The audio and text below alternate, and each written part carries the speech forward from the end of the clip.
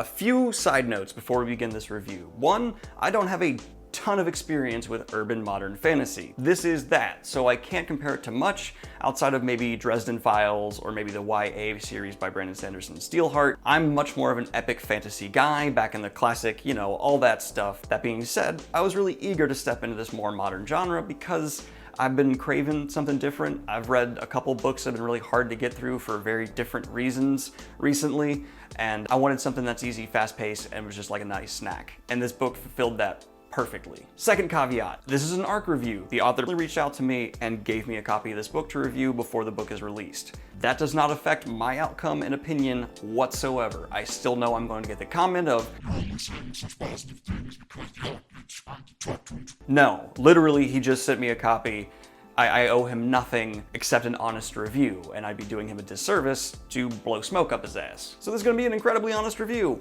A mostly positive one, not overwhelmingly so, and I don't have a preference for this genre, so it won't be absolutely glowing because it's not going to be in like my top 10, but of the modern urban fantasy I've read, this is up to par, if not better than what I've read so far, in some pretty significant ways. And the final side note that I find interesting, as far as I can tell, this is Brian McClellan's first real entry into urban fantasy, made me constantly think about is the fact that he's helmed such a larger, harder to organize project the reason this one feels so tight and well put together and almost just methodically perfectly made in a lot of the beats it takes, or are they completely unrelated and the experience doesn't cross over?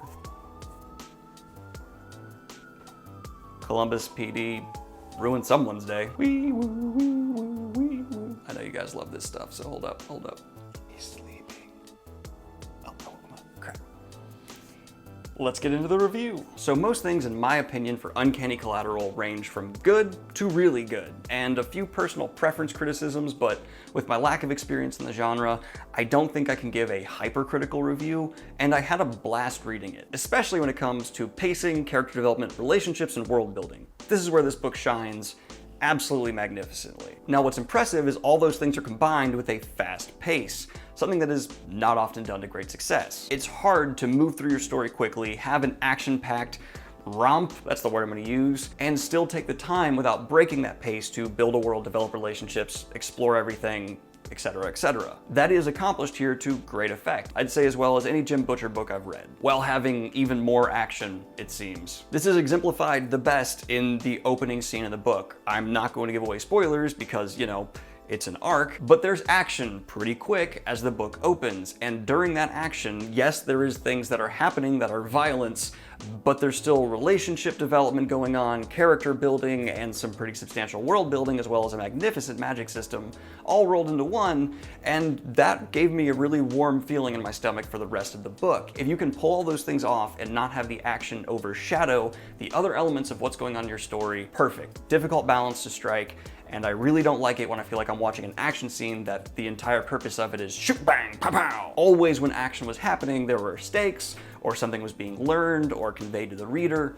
Well done, Brian. I like that quite a bit. So that like perfectly exemplifies how the pace is fast, there's action, the plot moving, things, development, while all these other balances are being struck. Neat. Now moving on from that, Brian struck me as an ideas guy kind of from the beginning, and this stands out with the magic system especially. There's a lot of very cool ideas, some of them not as fully realized as I would like. I'm hoping to see more in the future, but I'm just impressed at how many ideas and little nuances to a magic system, as well as little magical devices, were brought up throughout this story. I'm not the hugest fan of soft magic systems, but if you're gonna do them like this, because at least it's a ton of fun. And it was never just wholly serving the plot to the point where it just killed all tension like Wizard's First Rule did for me. If you can't tell, I'm really a little unsure what I can and can't say here with it being an arc. It's my first arc review, so I'm just gonna avoid story stuff altogether. But this will bring me to my couple criticisms, largely personal taste. I've been craving a modern urban type fantasy where the world is really explored and grown to an exponential extent, like a Song of Ice and Fire level. I want to know histories, I want to know all types of that. And while the world here had a lot of little details that were a lot of fun, I felt limited almost, like there was a ceiling as a reader that I couldn't dive into more. I wanted a little more backstory, a little more development, a little more history provided. Personal preference, I know, but just a note for authors out there. Give me a modern epic fantasy. Give me something where I can just explore a world as deeply as I could want. Give me a Robert Jordan level built fantasy world with machine guns and magic. Why is that not a thing? And here comes the 5 comments letting me know this series, that series, this series. And maybe the only legitimate criticism I have of the author, but again, comes down to personal preference. I know some people don't like this, some people do. I like it when the author has a strong voice. I like someone to be able to hand me a paragraph from a book and I can tell George R. R. Martin wrote that. I like an author's presence to be really upfront. It lets me know I'm reading something by that artist, and it's almost like you're building a relationship with their portfolio. You get to understand them as an author, so you better interpret their material as time goes on.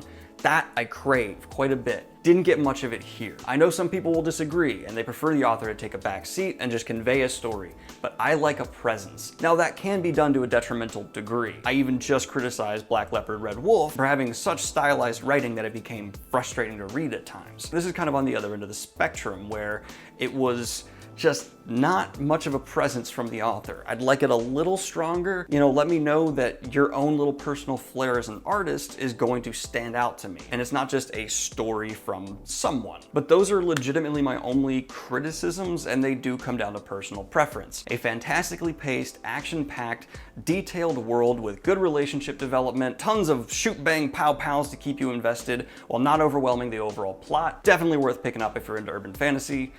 Notice I did not talk about plot at all. That's just because I don't feel like I can with the book not being released. Definitely put this in your TBRs if you're interested in a modern fantasy that is really up to par with anything I've read from Dresden Files, which is what I'm really going to compare it to because that's the other urban fantasy series I have the most experience with. Why is my neighborhood so noisy right now? You guys like it when I give things something out of 10, so I'm going to give this a good pancake breakfast out of 10. I personally would prefer waffles. Waffles are better than pancakes. Fight me about it, but there ain't nothing wrong with pancakes, and I'm still happy because, you know, syrup and stuff. I guess the action's the syrup in this situation. I don't know. I'm gonna end it on that clunky ending. Have a good one, y'all. Like and subscribe, Patreon. Peace.